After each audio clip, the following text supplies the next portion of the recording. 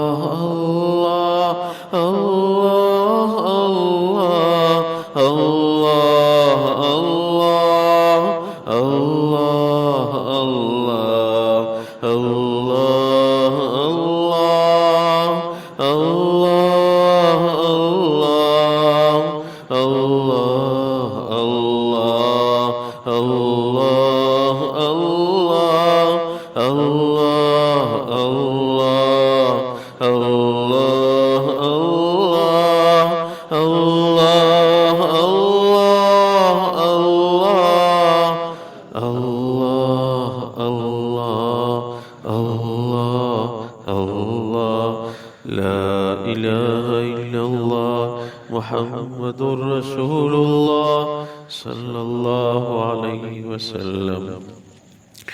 مراقب موت چند لمحے آنکھیں بند کر کے ہم سب یہ سوچیں ایک نہ ایک دن مجھے ضرور بضرور موت آئے گی، میرا یہ جسم ساکن ہوگا، رشتہ دار اقربا ارد گرد کھڑے ہوں گے، میرے جسم میں حرکت نہیں ہوگی، مجھے تخت غسل پہ لٹھایا جائے گا، مجھے غسل دیا جائے گا، مجھے کفن پہنایا جائے گا، اور پھر دوست احباب رشتہ دار اقربا اپنے کندھوں اٹھا کے ہمیشہ ہمیشہ کے لیے اس تنگ گڑھے کے حوالے کر دیں گے جس سے مجھے بڑا خوف ہے۔